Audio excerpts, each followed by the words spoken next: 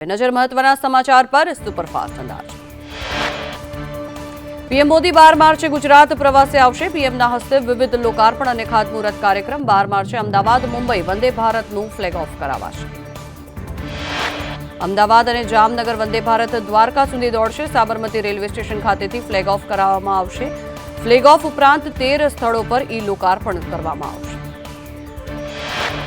મુખ્યમંત્રી ભૂપેન્દ્ર પટેલ આજે દાહોદની મુલાકાતે વિવિધ વિકાસ કાર્યોની ભેટ આપશે। 300 કરોડથી વધુના વિકાસ કાર્યોનું કરશે લોકાર્પણ। સિંગવડ તાલુકાના દાસા ગામે કાર્યક્રમનું કરાયું આયોજન। જૂનાગઢની મજેવડી દરવાજા પાસે આવેલ દરગાહ તોડી પાડવામાં આવી। મોડી રાત્રે હાથ ધરાયું ઓપરેશન। પોલીસ બંદોબસ્ત વચ્ચે ડિમોલિશન। જૂનાગઢ મનપાનું ઓપરેશન ડિમોલિશન। તળાવ દરવાજા પાસે આવેલ જલારામ મંદિર પણ તોડી પાડવામાં આવ્યું। રેલવે સ્ટેશન રોડ પર આવેલ રામદેવ પીરનું મંદિર પણ કરાયું હતું। આવતીકાલથી ધોરણ 10 અને 12ની બોર્ડની પરીક્ષા। 15 લાખથી વધુ વિદ્યાર્થીઓ બોર્ડની પરીક્ષા આપશે। ધોરણ 10માં 9,17,687 વિદ્યાર્થીઓ આપશે પરીક્ષા। 1.65 લાખ વિદ્યાર્થીઓ રિપીટર તરીકે આપશે પરીક્ષા। ધોરણ 10માં 84 ઝોનમાં 981 કેન્દ્રો પર પરીક્ષાનું આયોજન। 130થી વધુ કેદીઓ પણ બોર્ડની પરીક્ષા આપશે। 4 જેલ કેન્દ્રો પર પણ પરીક્ષાનું આયોજન કરવામાં આવ્યું। ધોરણ 12 સામાન્ય પ્રવાહમાં 4,89,279 વિદ્યાર્થીઓ પરીક્ષા આપશે। 56 ઝોનમાં 663 કેન્દ્રો પર પરીક્ષા વ્યવસ્થા ગોઠવવામાં આવી। તમામ કેન્દ્રો પર સીસીટીવી કેમેરાથી રાખવામાં આવશે નજર। ગેરરીતિ અટકાવવા માટે યોગ્ય વ્યવસ્થા પણ કરવામાં આવી। ડભોઈના એમએલએ શૈલેષ મહેતાનું ડમી એકાઉન્ટ બન્યું। 3 મહિનામાં બીજી વખત ડમી એકાઉન્ટ બનાવવામાં આવ્યું। શૈલેષ મહેતાએ પોસ્ટ કરી ડમી એકાઉન્ટ અંગે આપી માહિતી। વડોદરા એસપીને પત્ર લખી કરી રજૂઆત। ખેડા જિલ્લાના સુપ્રસિદ્ધ યાત્રાધામ ડાકોર મંદિરે સાધ્વી ઋતંભરાજીના કર્યા દર્શન। ડાકોર ટેમ્પલ કમિટીના ચેરમેન પરિંદુ ભગત દ્વારા હાર પહેરાવીને સાધ્વીજીનું કરાયું સ્વાગત।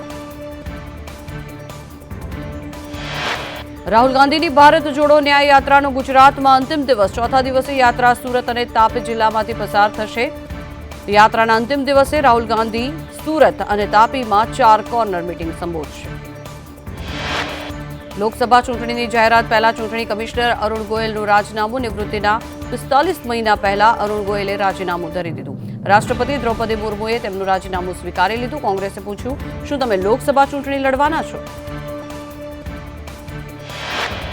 લોકસભાની ચૂંટણી માટે કોંગ્રેસમાં ઉમેદવારોના નામ પર મંથન। ભારત જોડો ન્યાય યાત્રા બાદ દિલ્હીમાં થશે મંથન। કેટલાક નેતાઓને તૈયારીઓ શરૂ કરવા માટે અપાઈ સૂચના।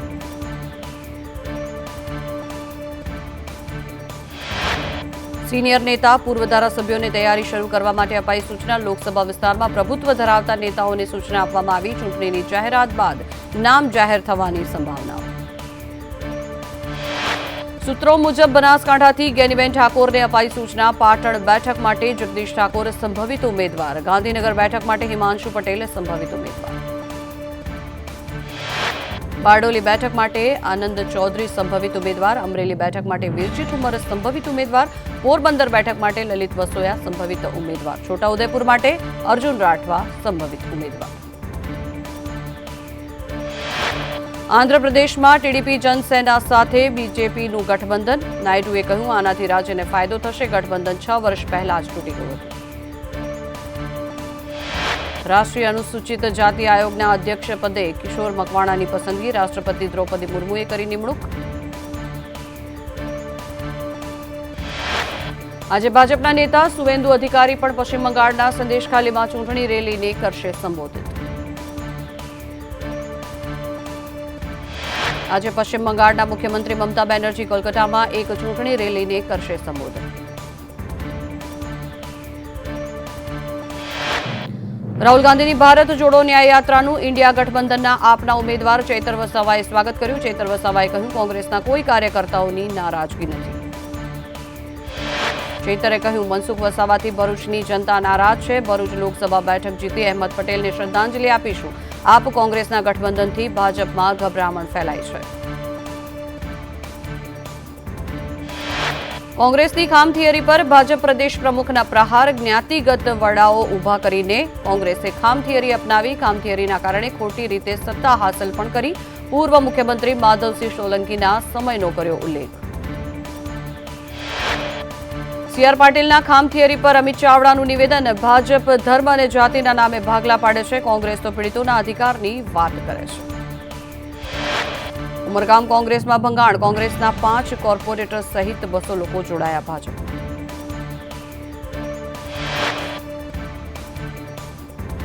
અમરેલીના સાવરકુંડલા તાલુકા કોંગ્રેસના પ્રમુખ મનુ ડાવરાનું રાજીનામું. અયોધ્યા રામ મંદિર મુદ્દે કોંગ્રેસના વલણથી નારાજગી. આગામી દિવસોમાં ભાજપમાં જોડાય તેવી શક્યતાઓ. દેશભરમાં આજે ખેડૂતો રેલ રોકો આંદોલન કરશે. ખેડૂતો 4 કલાક માટે દેશવ્યાપી રેલ રોકો આંદોલન કરશે. હરિયાણા અને પંજાબમાં 60 સ્થળો પર સેંકડો ખેડૂતો વિરોધ કરી શકે છે. વડાપ્રધાન નરેન્દ્ર મોદી આજે આઝમગઢના પ્રવાસે. ઉત્તર પ્રદેશ સહિત દેશના 7 રાજ્યોને 34,676 કરોડ રૂપિયાની 782 વિકાસ પ્રોજેક્ટની ભેટ આપશે, જેમાં રેલવે અને ઇન્ફ્રાસ્ટ્રક્ચરને પણ લગતા ઘણા પ્રોજેક્ટ સાથે જાહેર સભાને સંબોધન પણ કરશે.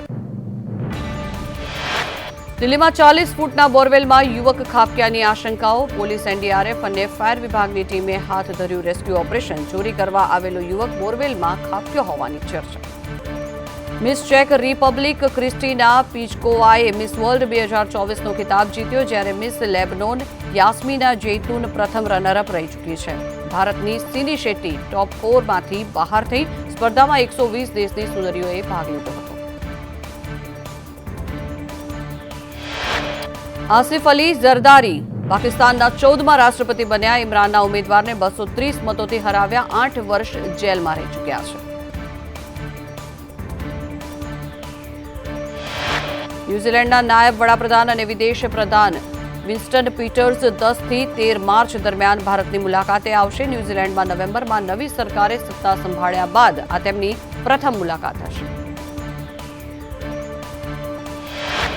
રાજ્યમાં બેવડી ઋતુનો થશે અનુભવ. સવારે ઠંડી, જ્યારે બપોરે ગરમીનો અહેસાસ. રાજ્યમાં ધીમે ધીમે ગરમીની શરૂઆત. રાજ્યમાં મહત્તમ તાપમાનમાં વધારો નોંધાયો. 2 થી 3 ડિગ્રી તાપમાન વધવાની કરાઈ આગાહી. મહુવામાં સૌથી વધુ 35.8 ડિગ્રી મહત્તમ તાપમાન નોંધાયું. અમદાવાદમાં લઘુત્તમ તાપમાન 15.8, મહત્તમ તાપમાન 33.5 ડિગ્રી નોંધાયું. ગાંધીનગરમાં લઘુત્તમ તાપમાન 17 ડિગ્રી નોંધાયું. મહત્તમ તાપમાન 33.5 ડિગ્રી. સુરતમાં લઘુત્તમ તાપમાન 20.4, મહત્તમ તાપમાન 33.2 ડિગ્રી નોંધાયું. ત્યારે રાજકોટમાં લઘુત્તમ તાપમાન 16.2 ડિગ્રી નોંધાયું. 34.2 ડિગ્રી તાપમાન નોંધાયું. રાજ્યમાં ફરીથી માવઠાની આગાહી. રાજ્યના વાતાવરણમાં પલટો આવશે. હવામાન નિષ્ણાંત અંબાલાલ પટેલ દ્વારા આપવામાં આવી આગાહી. માર્ચ મહિનાના અંતમાં પણ માવઠાની આગાહી.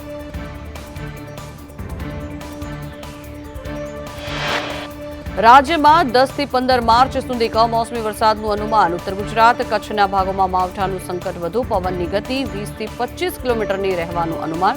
દરિયાઈ કાંઠાના વિસ્તારમાં પડી શકે છે માવઠું. બનાસકાંઠા, સાબરકાંઠા, પાટણમાં માવઠાની શક્યતા. ડીસા, અરવલ્લી, પાલનપુરમાં માવઠાની શક્યતા. મહીસાગર, મહેસાણા, લખતર અને માંડવીમાં માવઠાની શક્યતાઓ. મધ્ય ગુજરાત, સૌરાષ્ટ્રમાં વાદળછાયું વાતાવરણ રહેશે. સુરત જિલ્લા કોંગ્રેસના પૂર્વ પ્રમુખની મુશ્કેલીઓમાં વધારો થયો. ચેક રિટર્ન કેસમાં જગદીશ પટેલની 1 વર્ષની સજા. ચેકની રકમ વળતર સાથે ચૂકવવા સુરત કોર્ટનો આદેશ. નાણાં ચૂકવવા આપેલા 5 ચેક રિટર્ન થતા કોર્ટે સજા ફટકારી. ડાંગમાં કન્યા છાત્રાલયમાં ગૃહપતિ અને છાત્રાલયના શિક્ષકે જ વિદ્યાર્થીની પર દુષ્કર્મ આચર્યું. ડાંગ પોલીસે ગણતરીના કલાકમાં 4 આરોપીને ઝડપી પાડ્યો. ભોગ બનનારની માતાએ પોલીસ ફરિયાદ નોંધાવી હતી. પાટણના ખાન સરોવરમાં 55 વર્ષીય રમેશ પટની નામના આધેડે મોતની છલાંગ લગાવી આત્મહત્યા કરી. આધેડનો ખાન સરોવરમાંથી મૃતદેહ મળી આવતા એ ડિવિઝન પોલીસે સમગ્ર મામલે વધુ તપાસ હાથ ધરી. રાધનપુર હાઈવે રોડ પર તસ્કરોનો તરખાટ. અક્ષરધામ રેસીડેન્સીમાં 3 ફ્લેટના તાળા તોડ્યા. મહેસાણા પોલીસે વધુ તપાસ હાથ ધરી.